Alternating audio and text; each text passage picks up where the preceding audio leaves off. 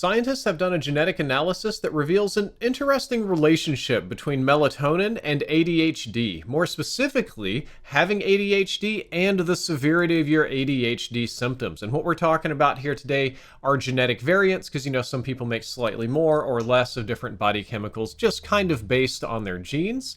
And they're studying the relationship that the hormone melatonin is very closely linked to the severity of attention deficit hyperactivity disorder in children.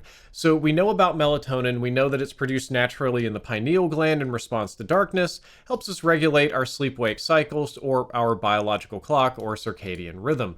Disrupting this can make it harder to fall asleep, less quality sleep, etc., etc. And we know that melatonin does other things, including supporting immune function and reducing inflammation.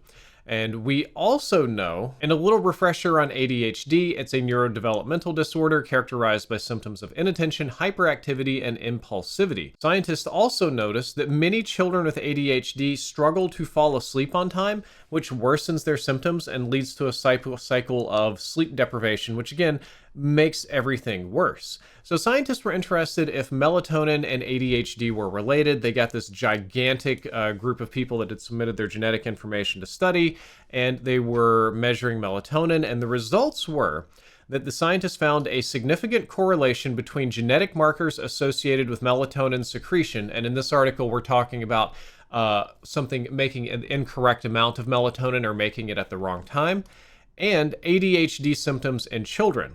This association was most notable for ADHD symptoms related to inattention, suggesting that children with these symptoms might be more prone to circadian rhythm disturbances linked to lower melatonin levels. What's interesting, though, is that they also found that people that had a higher genetic risk score for reduced melatonin secretion also tended to have more severe ADHD symptoms. So there's a correlation with having ADHD period and having it more severely depending on how badly your melatonin is disrupted.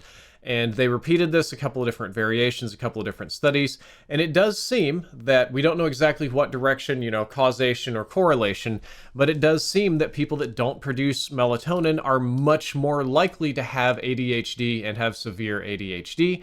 And the good news of all of this is that means that treatments can be very, very simple. Perhaps there's a future where treating ADHD is at least partially related to treating melatonin, which we can get over the counter, and that promoting good circadian rhythm in ADHD users might considerably lessen their symptom severity.